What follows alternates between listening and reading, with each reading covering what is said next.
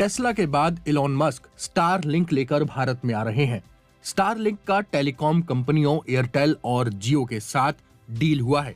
ये दोनों कंपनियां स्टारलिंक के साथ मिलकर भारत में सैटेलाइट इंटरनेट मुहैया करवाने वाले हैं। स्टारलिंक सैटेलाइट इंटरनेट सर्विस है जिसका संचालन इलॉन मस्क की कंपनी स्पेस एक्स करती है।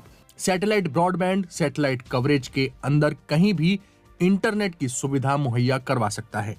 पहले बात करते हैं स्टारलिंक और उसके प्लान के बारे में। स्टारलिंक की सेवाएं फिलहाल 100 से ज्यादा देशों में उपलब्ध है। भारत के पड़ोसी देश भूटान में भी इसकी सेवाएं हैं।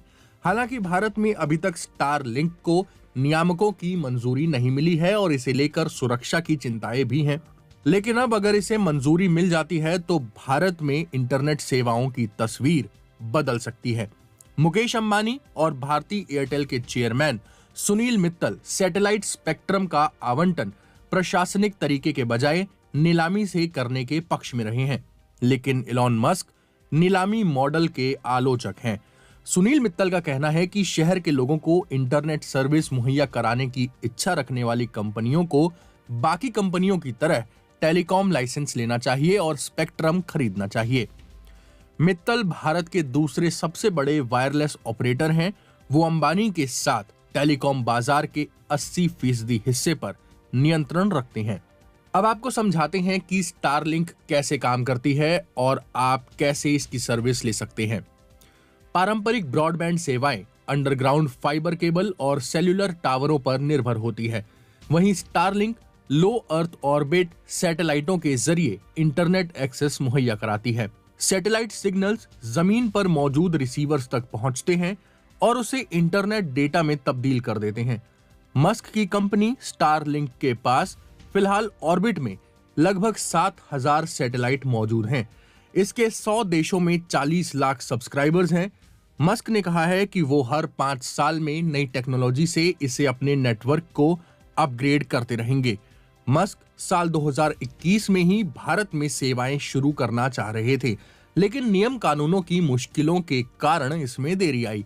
यूजर को स्टारलिंक की सर्विस के लिए स्टारलिंक डिश और राउटर की जरूरत होगी, जो पृथ्वी के चारों ओर चक्कर काट रहे सैटेलाइटों से कम्युनिकेट करेगा।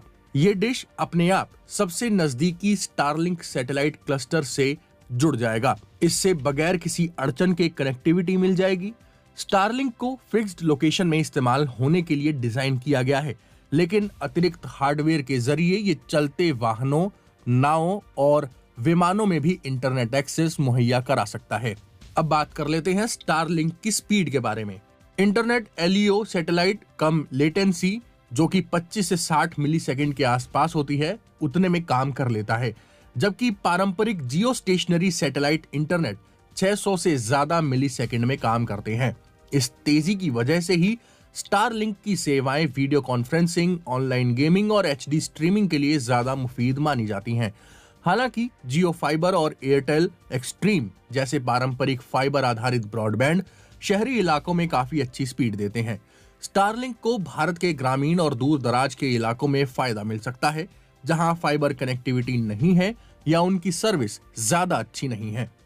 स्टारलिंक के आने के बाद भारत के ग्रामीण इलाकों में इंटरनेट कनेक्टिविटी को काफी मजबूती मिल सकती है। हालांकि ये इस बात पर भी निर्भर करेगा कि स्टारलिंक की सेवाएं मौजूदा सेवाओं के मुकाबले कितनी सस्ती रहती हैं। स्टारलिंक इंटरनेट सर्विस की कीमत क्या होगी? स्टारलिंक के प्लान अभी भारत में लॉन्च नहीं हुए हैं। भूटान में रेजिडेंशियल लाइन प्लॉट हर महीने 3000 नोंगट्रुम यानी भूटानी करेंसी में उपलब्ध है। भारत और भूटान की करेंसी का मूल्य एक समान है, इसलिए यह कीमत भारतीय करेंसी में भी उतनी ही होगी। भूटान में इसकी स्पीड 23 Mbps और 100 Mbps के बीच है। ब्राउजिंग, सोशल मीडिया और वीडियो स्ट्रीमिंग के लिए ये मुफीद है। वहीं 25 Mbps से लेकर 110 Mbps वाले रेजिडेंशियल प्लान की कीमत 4200 नोंगट्रुम यानी 4200 रुपयों के बराबर है। टेलीकॉम मार्केट के जानकारों का अनुमान है कि भारत में स्टारलिंक की सर्विस 3500 रुपए से लेकर 4500 रुपए के बीच हो सकती है। हालांकि रिलायंस जियो और भारती एयरटेल के साथ करार होने से ये सस्ती हो सकती हैं।